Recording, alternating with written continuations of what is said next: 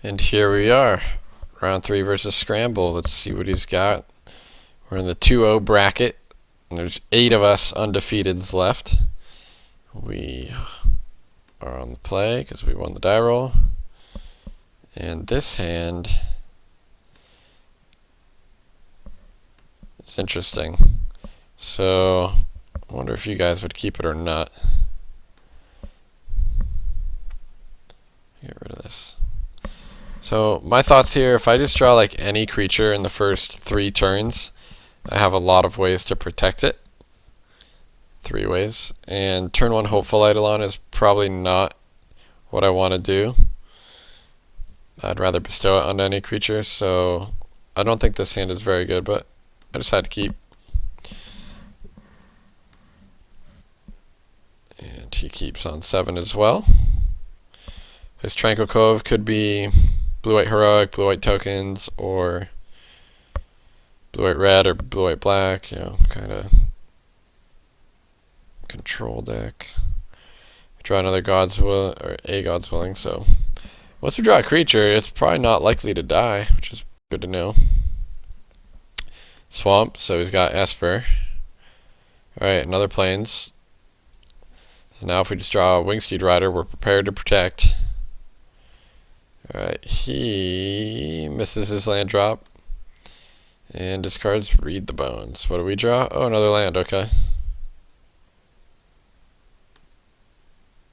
Yeah. He doesn't like the fact that he discarded, but I didn't think my hand was very good at this point either. At least if he draws lands. Now it just depends. If he just has counter spells for my creatures, it's bad because then I can never protect them. But I just keep drawing lands.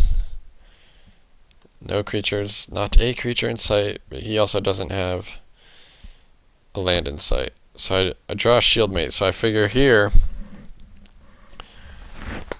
I might as well just start making plays, because I can play Hopeful Eidolon and then bestow it and then have Feat of Resistance up. So he goes for Last Breath on my Hopeful Eidolon, and I go in the tank for a while here. Because it says Exile, I can't give it Indestructible. So that's, again, another reason why Ephemeral Shield is really not that great right now. Because Indestructible doesn't help against these Last Breath, Pillar of Light, Exile effects. What else? The only other problem here is protection spells aren't that great here. When a white removal spell is trying to kill my guy, when I have a white bestow target for it, because I have the option of Feat of Resisting, making it a 2/2, pro white, doesn't get Last Breath, but then the Shieldmate falls off, and then he can untap and play Pharika's Cure or Debilitating Injury and just kill my 2/2. And so I traded this for 2 damage, and that's pretty bad. So I actually think for a long time about it. I go, you know what? You got me, bro. That guy's dead. Yeah.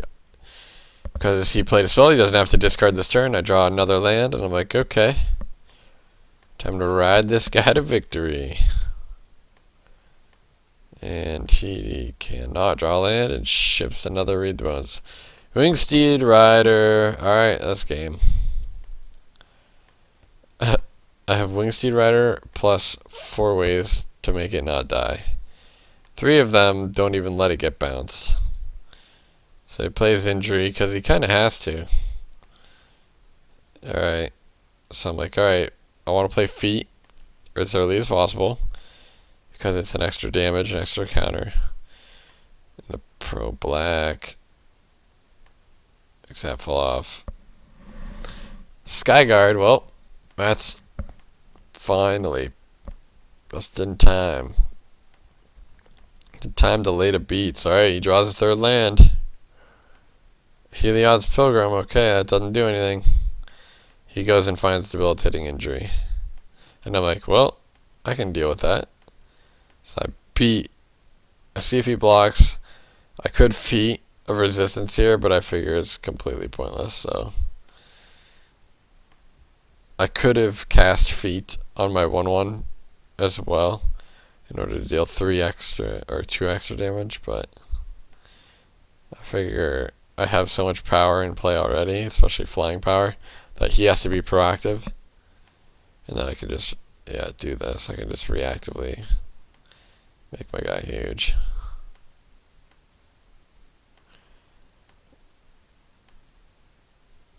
And he does it on my turn, so it kind of lets me use my mana. And he concedes. Sideboarding, I'm looking at, you had the Griffin Dreamfinder, probably has the black font, Debilitating Injury, Heliod's Pilgrim, blue, probably like Treasure Cruise and stuff, but maybe counter spells, but didn't see any. Either way, my strategy is insanely good against his already. So I decide to sideboard in 2 Erase, just to potentially get some fonts or Debilitating Injuries, and 2 Ajani's Presence, which are just additional ways to get my guys to evade getting killed. And I think I took out like 2 Chosen by Heliod, 2 Ephemeral Shields, something like that.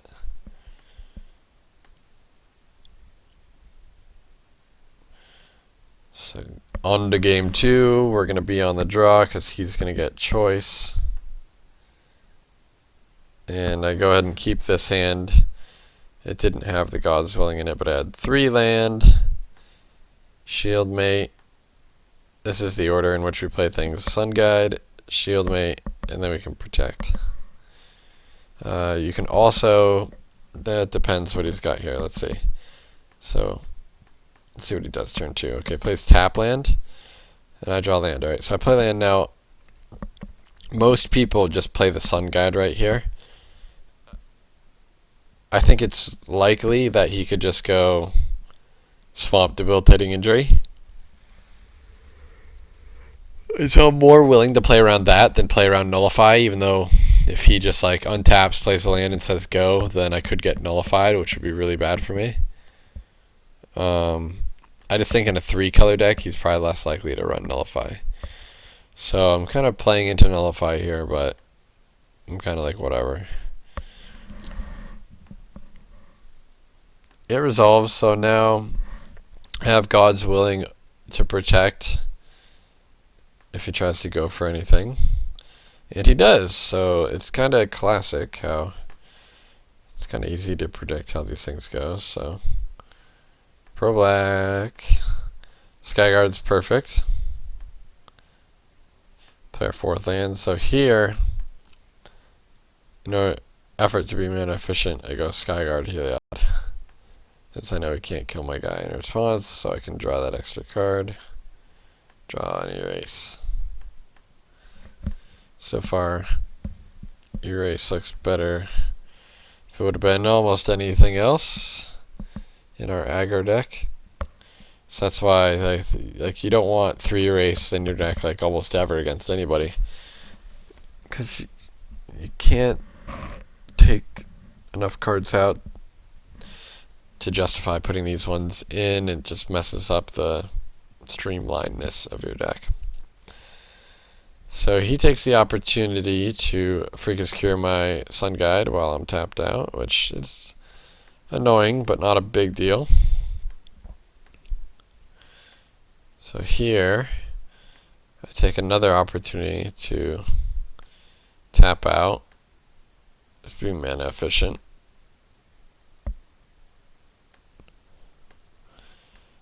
Then I should have thought about being mana efficient in the sake of his 2 open mana, but seems to be fine. Now he tapped low again for Read the Bones. Let's see what he did. Card on bottom, so he's just not finding his lands. He probably needs that 5th land for Gray Merchant and the Griffin Dream guy.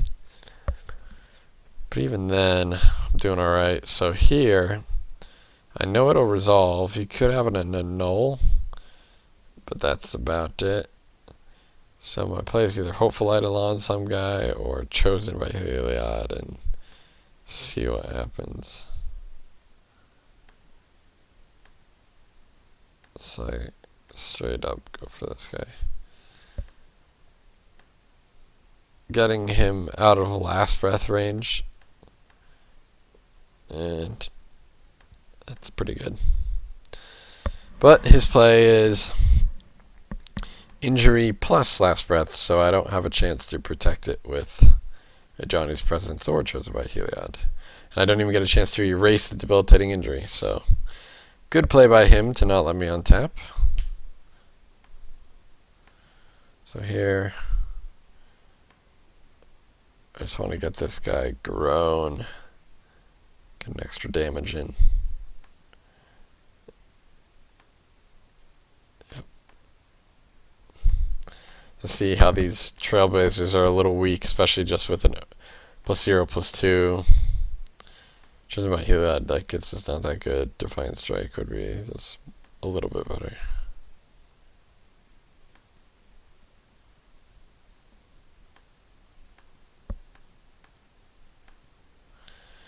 Prolate my guy, another thing that Ajani's Presence does not interact favorably with. Shieldmate's a fine draw though, because it lets me attack for 2 extra damage.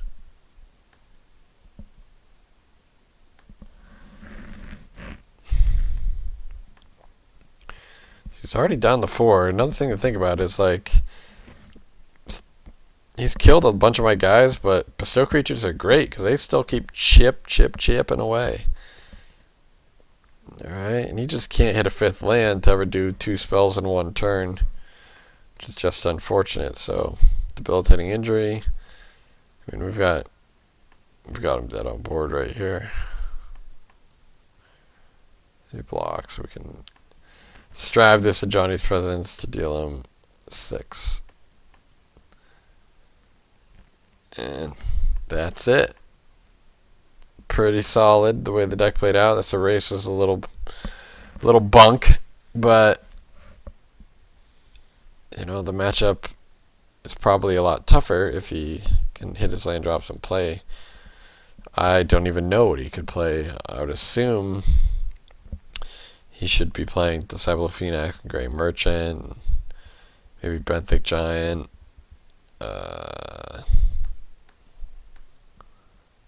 Oh, but he showed me after the game. He revealed he's playing more like Whirlwind Adept, Aqueous Form, Feast of Dreams, and some other stuff. So yeah, I don't know. Feast of Dreams plus some other spell that turn might have been good, but it's just a rough matchup. So, moral of the story here, especially in this entire format, almost every deck that I've built and played that I like is proactive. It's either drawing cards proactively or putting creatures on the board and protecting them proactively. I guess some spells or some decks have counter spells and removal, which is a little reactive, but this deck's just pretty good because it can be proactive and fight through any sort of interaction that your opponent could have. So I think this deck is really good. I would definitely consider tweaking it and trying the changes that I made to it and see what's up.